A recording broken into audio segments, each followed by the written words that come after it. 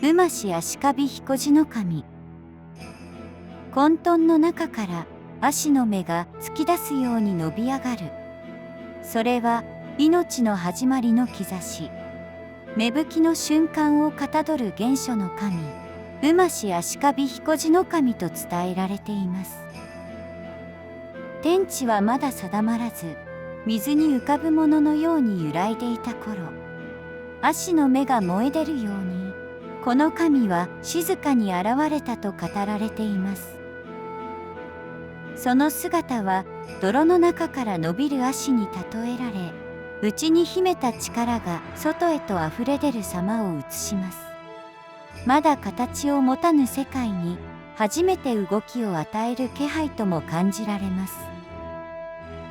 現れてほどなく、神はその姿を隠したとされ、語られる物語も多くは残されていません。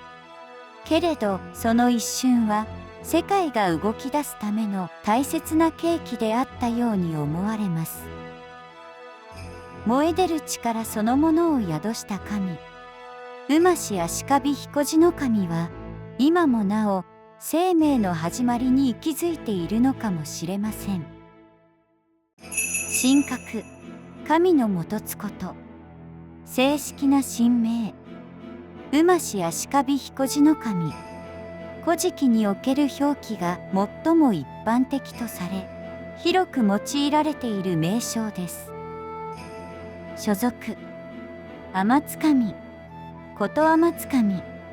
天地開闢の際に現れた特別な神々、こと天津神の一柱とされます。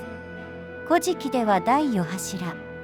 一方、日本書紀のアルフミでは、最初に現れた神とする伝承も見られます。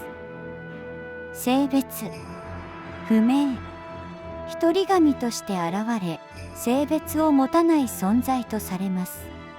ただし、神名に彦と地を含むことから、男性的な性格として捉えられることもあります。別名と表記揺れ一例。主に古事記と日本書紀で表記が異なり、読みも彦字、彦字などの揺れが見られます。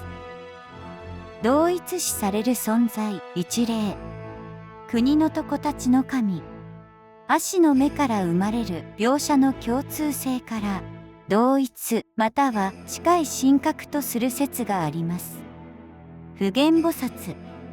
生命力や実践の象徴として仏教的に重ねて理解されることがあります。司るもの。生命の方が生成の始まりの力、植物的成長の象徴。足の目に象徴される伸び上がる生命の力そのものが神格とされています。主なご利益。健康長寿、足腰の守護、成長、発展、農業守護。生命力の象徴として、体や成長に関わるご利益が語られています。鎮座地。広く知られる社の中からいくつかを挙げています。出雲大社。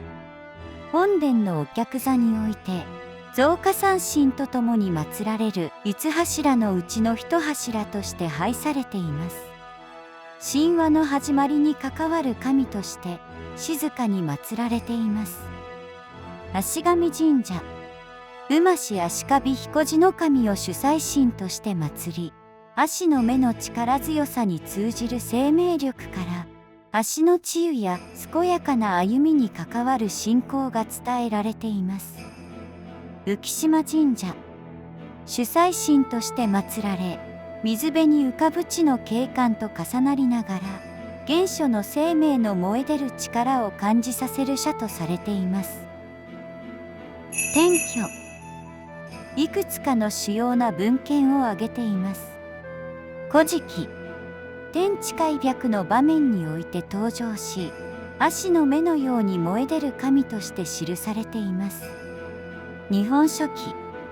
本書には登場せず、アルフミの中で馬氏足利彦次の命として記され、最初に現れた神とする伝承が見られます。なお、アルフミの中でも異なる説も存在しています。仙台九時本義、神代系譜の中で同様の神として記載され、ことあまつかみの一柱として位置づけられています。古語周囲、簡素ながら雨土初めて起こりの神々の一柱として言及されています。神事周囲、馬氏足利彦次の神は、その名が語られる場面こそ限られていますが、極めて象徴的な存在とされています。足の目が泥の中から伸びるように、まだ形を持たぬ世界に、初めて動きを与えた存在と捉えられることがあります。また、後の時代には、足の音から足の守護と結びつき、民間信仰の中で新たな役割を持つようになりました。一瞬の現れに込められた意味は、世界が始まるその瞬間の力として、静かに語り継がれているのかもしれません。最後までお付き合いいただき、誠にありがとうございました。この奥深い世界に心を留めていただけましたら、チャンネル登録や高評価で応援いただけますと幸いです。